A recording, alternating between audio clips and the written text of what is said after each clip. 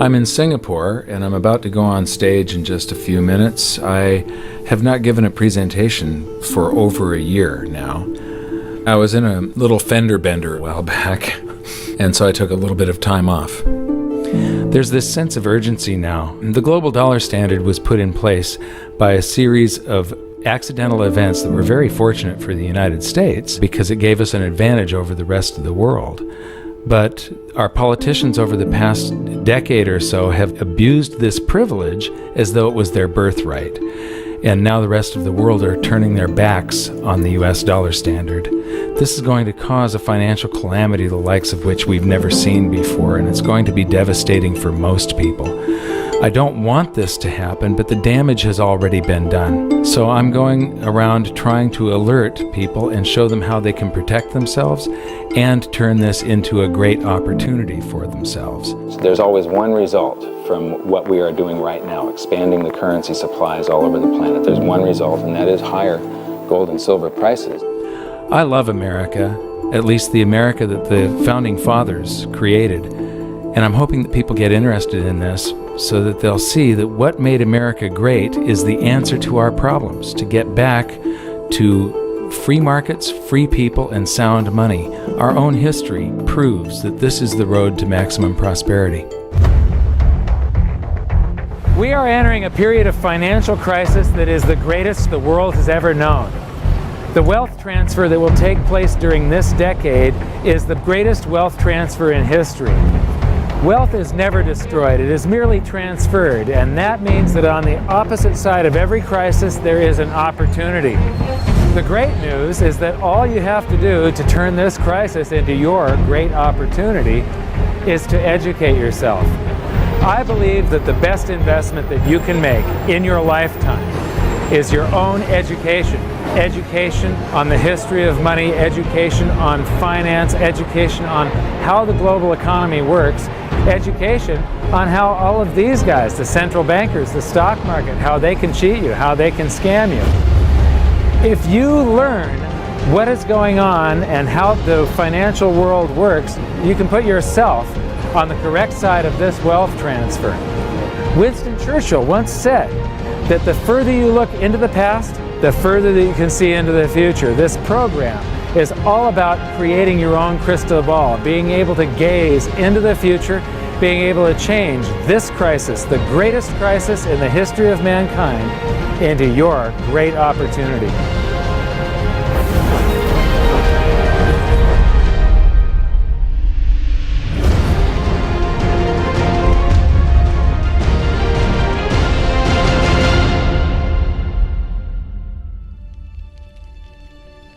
I was born in Salem, Oregon in 1956, and we moved to California when I was 4 years old in 1960.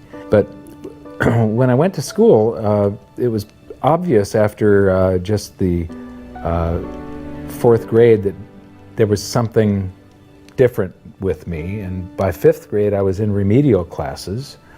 And it turned out that I was dyslexic, and teachers were not taught to recognize that back then.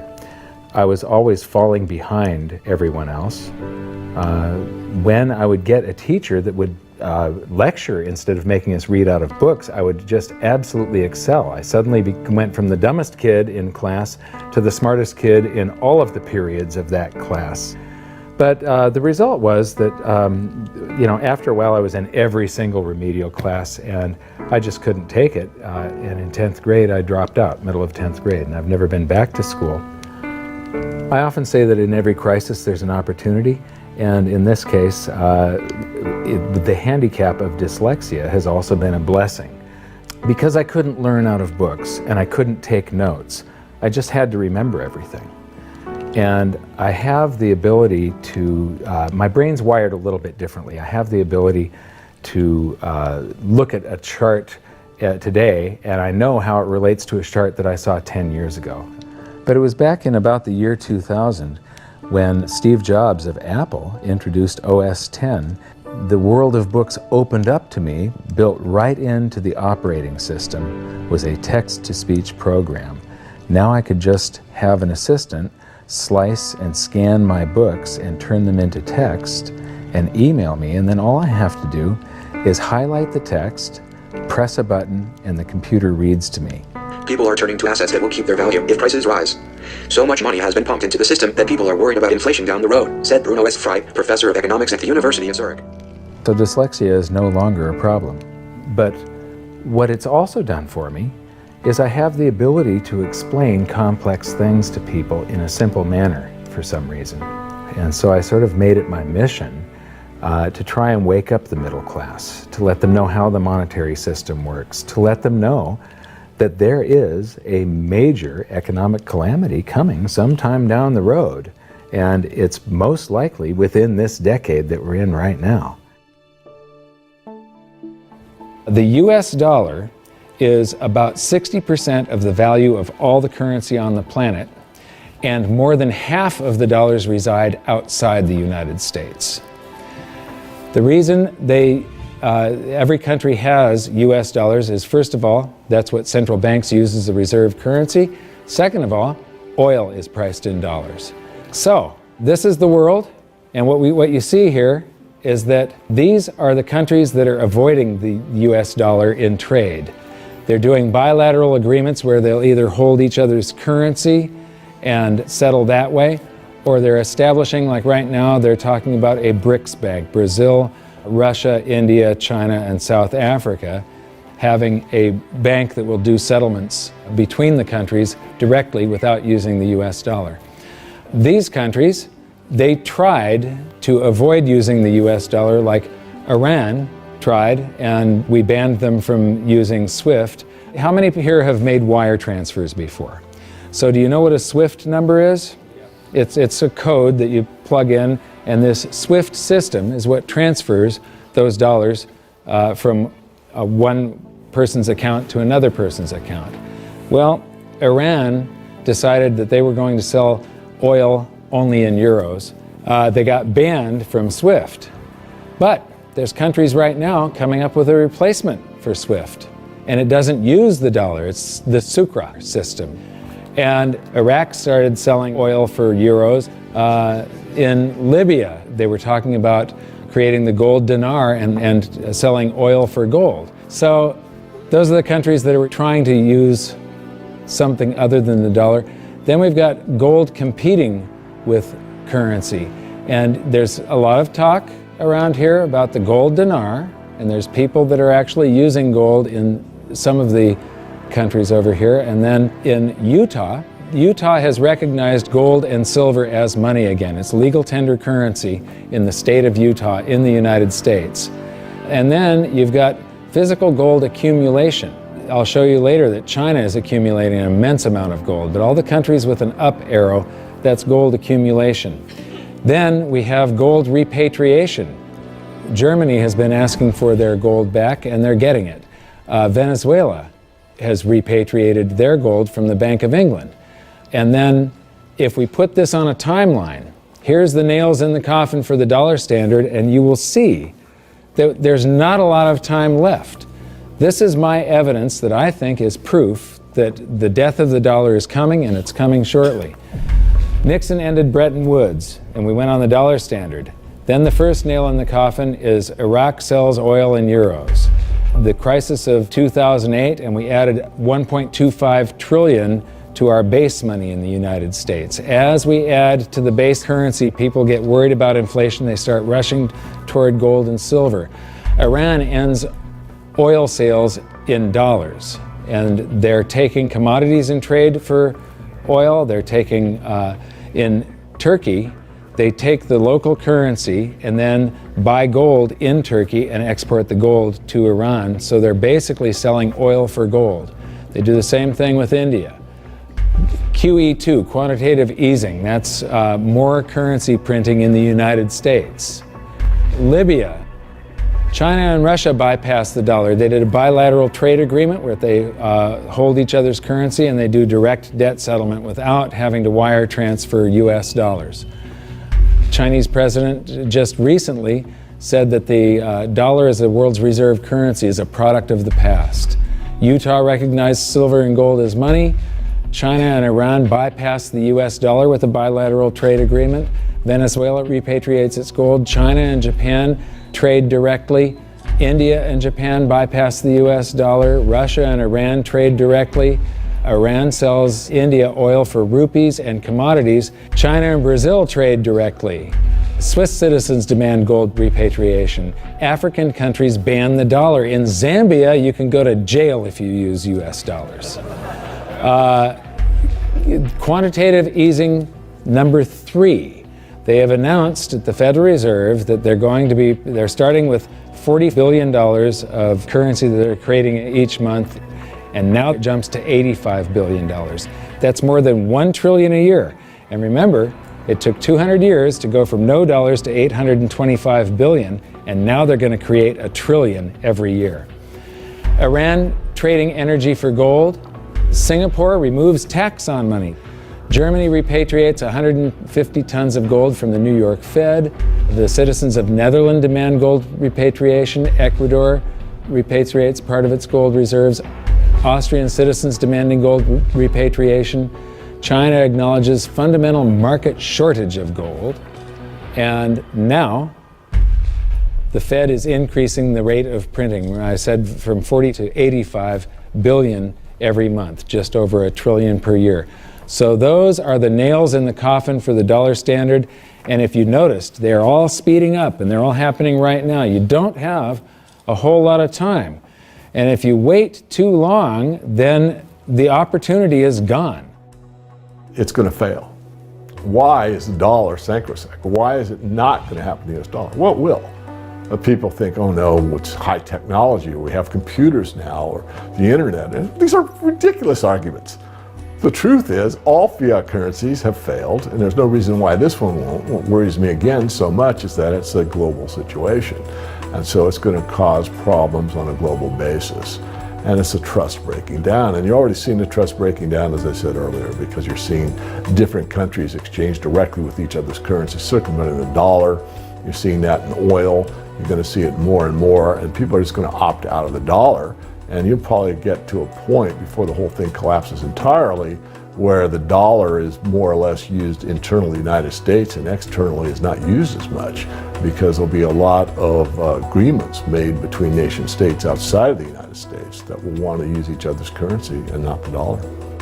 This isn't going to be pretty when it happens. I am not an end of worlder or a doomsday guy. All you can do is play the hand that you are dealt.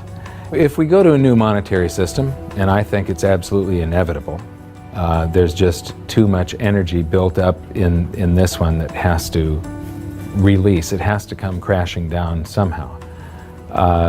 When that happens, there's an enormous wealth transfer for people that are on one side of the bet or another. And people don't realize that whether they think they are making a bet or not, they are making the bet. They are involved. This wealth transfer affects everybody, whether you want to participate or not. If you're holding paper assets and paper currencies, you have bet one direction. If you're holding gold and physical assets, you've bet the opposite direction. So these are changes in Chinese holdings. They are accumulating gold. They are getting rid of U.S. Treasury bonds. This is gold held in China. The green line is the cumulative gold. That's on this side, this scale. So it's gone from about 700 tons to almost 6,000 tons just since the year 2000. So this is their central bank holdings. This is their mine supply. But this is, and my researcher put all of this data together. You're the first people to see this. This is the amount of gold flowing through the Hong Kong exchange that goes into China. And the past couple of years here, they have ramped up their buying. They know that the dollar standard is coming to an end, and they are protecting themselves, and you're probably going to see gold-backed renminbi someday, the yuan. So this is an interesting chart. Change in global influence. So this is the correlation to this basket of currencies. This basket of currencies, if you add them all up, they're trading up or they're trading down. And this was pre-crisis, so it's before 2008. So this is from the International Monetary Fund. It's their data. So from 2005 to 2008, This is the correlation of, if that basket of currencies was trading up, the dollar was probably doing about the same thing as what it's saying. The Chinese renminbi, a little less so. And then this is today. The US dollar is done for.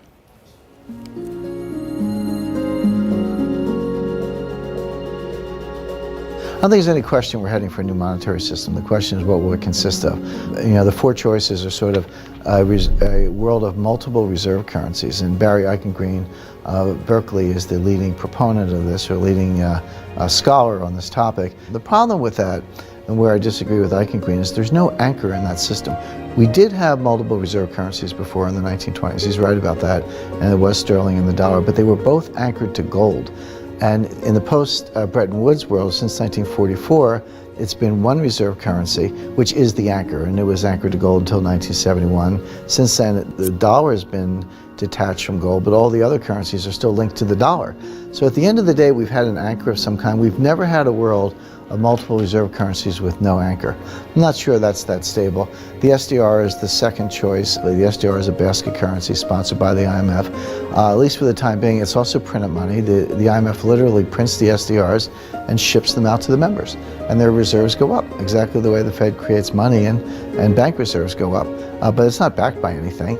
Third choice is gold, some variation on the gold standard. And the fourth choice is what I call chaos, which is that nobody does anything. There's a lot of wishful thinking, there's a lot of denial, there's a lot of delay, and we get to the point where people just totally lose faith in paper currencies, go to hard assets, and we have a sequential collapse of paper currencies around the world, at which point governments will have to react with emergency measures. And that could include coercion, confiscation, various sorts of freezes on paper assets. Could be a lot of things in that scenario. So to me, it's multiple reserve currencies, SDRs, gold, or chaos. I favor gold, but I fear that we may get chaos.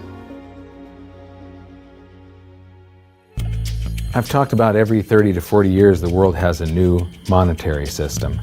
And the thing is that over the years, governments and the banks have basically screwed us more and more and more. And these new currency systems are always created by the same idiots that created the last one that fell apart. It's the big banks, it's the central banks, and it's governments that are creating these new systems each time. And each time, the system they come up with is a system that cheats the population more and enriches the government and the banks more. It's a system that transfers wealth at greater and greater speeds. This one is going to fall apart just like all of the others. There's a difference this time, though. There's the internet. People are connected all over the world. Information is spreading, and people are getting educated. So I'm hoping that we go back to gold. Not a gold standard. Gold standards suck. I did a video on that. With a gold standard, there's supposed to be a certain amount of gold in the vaults for each unit of currency. In other words, it's a 1-to-1 ratio is the way it started. And then they print more receipts than gold that exists. So if we have gold standards, we're going to get scammed again. If we used gold and silver, if the public gets educated enough before all of this happens, if we went back to gold and silver, then governments can't scam us. It limits their ability to transfer wealth from the population to the government and to the banks. A lot of people say that you can't use gold and silver today because they're too heavy and bulky, and it's completely wrong. You could put gold and silver in a vault, and you could make payments to somebody by transferring ownership of nanograms, grams, or ounces of gold and silver from one person's account to another by means of a check, a credit card, or even your cell phone. If we go back to a gold-backed currency, gold-backed US dollar, at that point, I think the minimum scam that the US could get away with, which means the minimum number of dollars in existence that they could make convertible into gold, would be the dollars that are held in foreign central banks. That would be similar to the Bretton Woods system that we had from 1944 to 71. Well, I did some analysis on this when I was writing the book back in 2005, and back then it required $20,000 an ounce gold for the Treasury to have enough gold to cover those dollars, or the New York Fed actually. And if they were going to back all of the dollars, you're talking gold measured in the hundreds of thousands of dollars per ounce. There just isn't that much gold, and there's a whole lot of currency. We keep on printing it every minute of every day.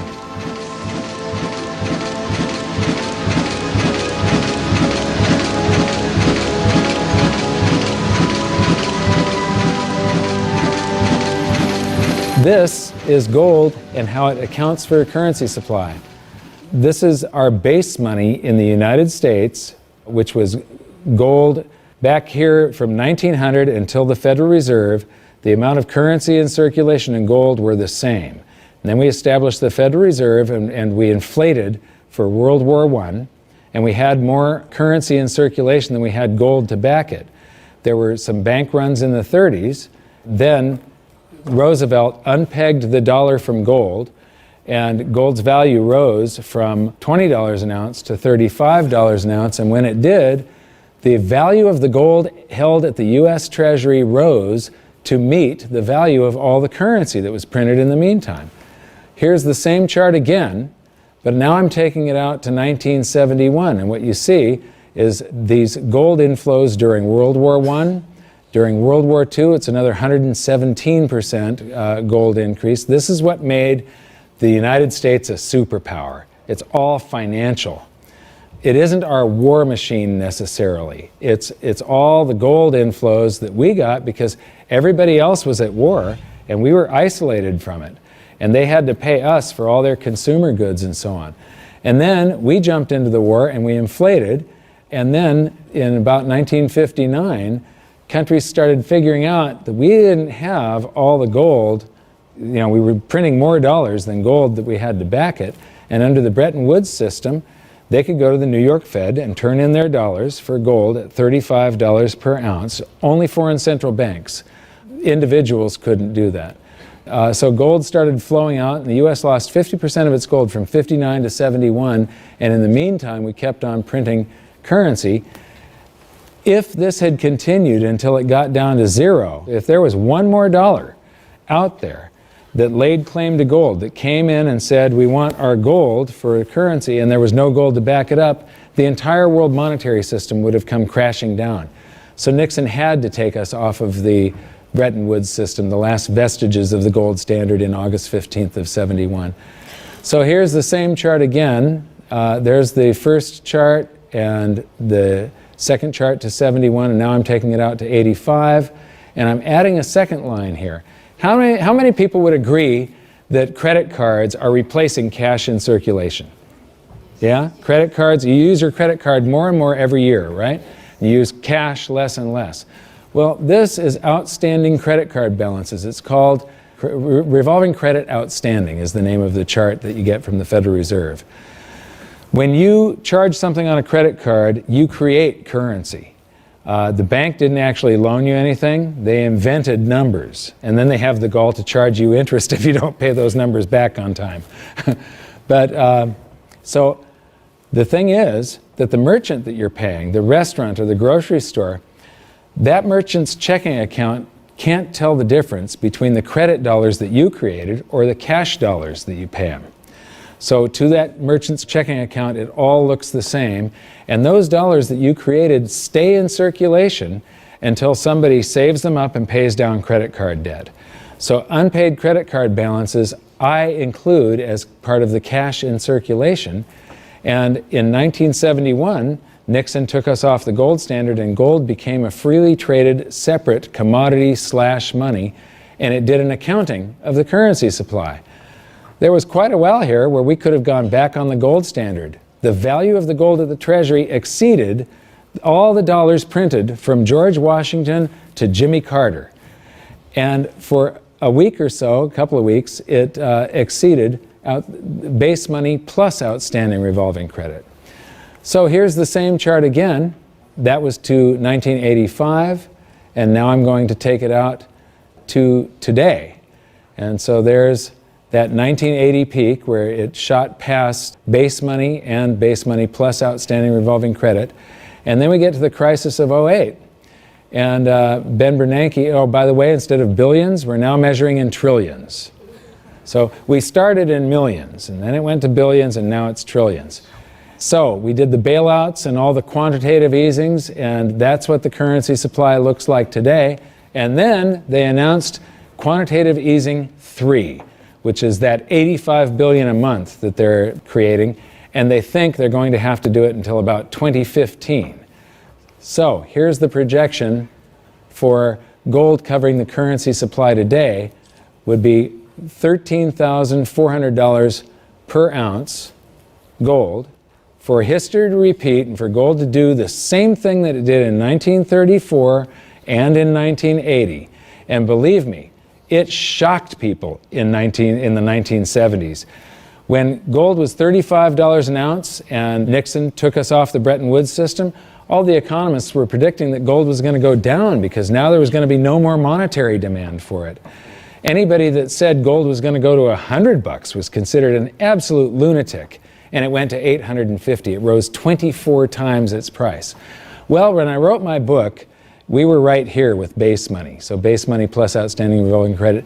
It took about $6,000 an ounce for history to repeat. Today it takes $13,400, and if you include the same overshoot, remember in 1980 it didn't just cover base money, but it shot past it.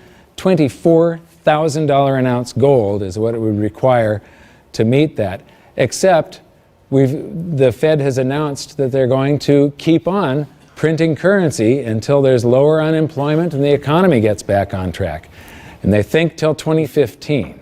So the projected price, according to the Fed and history repeating, if the Fed does this and then history repeats and gold, the public gets afraid of what the Federal Reserve is doing and they rush toward gold and silver to protect their purchasing power, gold would have to rise from there to way up here, and that is $26,000 per ounce gold to cover. If it does the same overshoot, we're talking about $47,000 an ounce gold. Now, I don't even like to measure gold in dollars. If you measure it in a price doesn't mean anything. It's the value. How much can you buy with the proceeds? If we have deflation and some of this currency evaporates, because it's all just numbers that they type into a computer these days, if we have deflation, maybe gold peaks at $3,000 an ounce and the currency supply collapses to way down here somewhere, and the Dow is at 1,500. That means gold will still be double the Dow. You're still going to get 14 times more paper assets one day than you can buy today with them. And it's probably only a couple of years left that this is going to take, as you saw by how the nails in the coffin of the dollar standard, how they're speeding up. If we have big inflation and the Dow goes to 30,000, maybe gold will be 60,000 an ounce. And if we have hyperinflation, the Dow would be 30 trillion and gold would be 60 trillion. It doesn't matter. In any case, gold would buy you 14 times more paper assets than it does today. So these are the global assets. Here's the bond market. Here's the stock market. This is the value of real estate on the planet. And these are bank deposits, and there's gold. Now, that little slice of the pie is going to get a lot bigger in just the next few years, and it's not going to do it by a whole bunch more gold just appearing. It's going to do it by the price of other assets going down, or at least their value going down, and the value of gold going up. So the price of gold will change. That piece of the pie is going to grow. It was a lot bigger back in 1980 when gold was at $850. It's going to get a lot bigger today again, but today, as you've seen, it requires far, far higher prices. So, the death of the dollar standard. How many people here believe that I'm sort of predicting what's going on in the future here? You can see that there's a new world monetary system coming. It happens every 30 to 40 years, except this time, instead of a baby step off of gold, we've got to go from nothing back to something. It's going to be a worldwide convulsion, the scale of which has never been seen before. At the end of the day, the fundamental driver of gold, it's not so much that gold's in a bull market, it's more the dollar's in a bear market. And people say, well, how high can gold go? And my answer is, well, how low can the dollar go? The answer is the dollar can go to zero. If you divide any number by zero, the answer is infinity. So gold can go to infinity if the dollar goes to zero. Now, in the real world, something else will happen. It's not that gold becomes worth infinite number of dollars. It's more the case that the dollar just falls off the stage. The dollar gets the hook, so to speak, and you'll count gold in dollars to 5,000 to 10,000 at some point, but there will come a time when you won't count gold in dollars anymore because dollars won't count. People won't want dollars. There is so much opportunity in crisis, it is absolutely extraordinary. That's just not me saying that, that's just history. You read any amount of history, and I don't mean last week, I mean real history. You know, in times of crisis, it's when huge fortunes were made. In times of crisis, it's when human beings create and develop newest technologies and newest science and new medicines. In times of crisis, there's so much opportunity as long as you can remain calm, get educated, be resourceful. The challenge for most people is that in crisis, they go into crisis mode, which means they go into scarcity, they go into lack, they go into blame, and none of those emotions are resourceful for helping you solve whatever challenge is in front of you.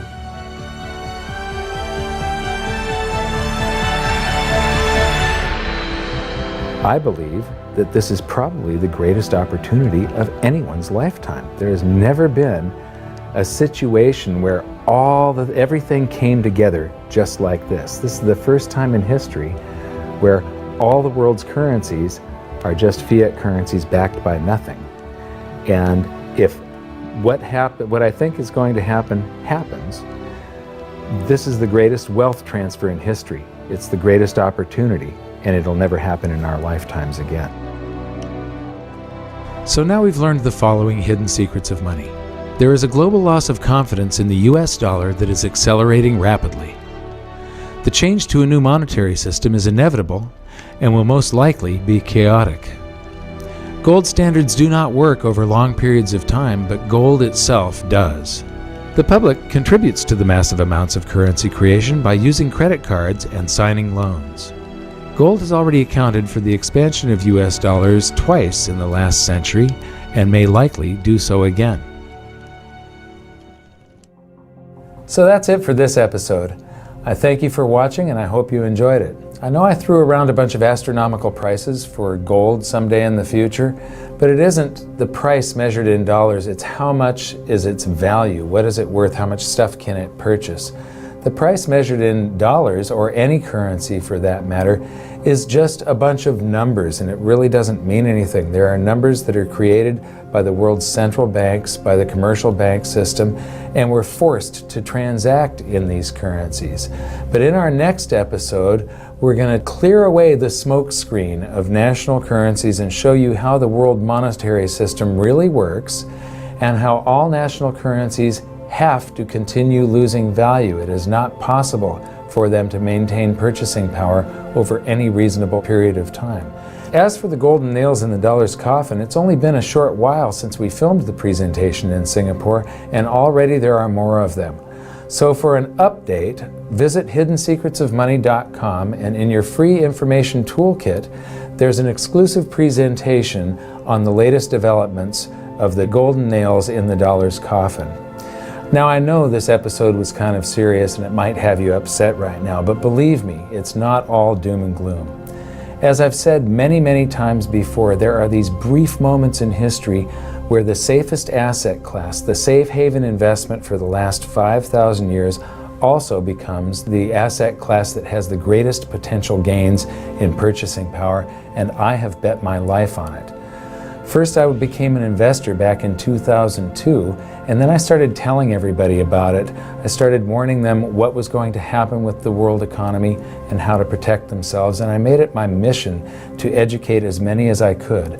So in 2005, I wrote my book, and then I gave people a means to protect themselves and opened up goldsilver.com. I believe that my team and I have created the world's best precious metals dealership, because we don't just sell gold and silver, we are gold and silver investors. And what we want to do is help you understand how to get through what is coming, to protect yourself, and to turn all of these bad things around to your benefit. So if you decide that precious metals are for you, please visit goldsilver.com. We'd love the opportunity to become your dealer because we feel that we are more than a dealer. We're a partner with you, and we're on the same side of the fence as you. So thank you very much. Good luck. We'll see you at the exclusive presentation at hiddensecretsofmoney.com. Thanks. do you think this is a man in the lifeboat situation? Let me ask you this. If you knew the Titanic was going to sink and you were on the Titanic, you know there's going to be a lifeboat situation coming up soon. Would you like lifeboats available? That's right. Would you like to get in the lifeboat early, get a nice seat, maybe close to the water, maybe close to the food supply, right there in the middle, nice and comfy? Or you want to be one of the last ones on the boat and you're jockeying for position, you have to throw a kid out to make room for you? Yeah, so lifeboat situation, it depends how you like your accommodations on the lifeboat is whether you should be making your way towards it right now. And I would be edging my way towards it right now. Mike Maloney's Hidden Secrets of Money is made possible by the clients of goldsilver.com. Your continued loyalty and support allows us to educate the public on how to both protect themselves and benefit in the turbulent times ahead. To all goldsilver.com customers, thank you. Hidden Secrets of Money would not be possible without you.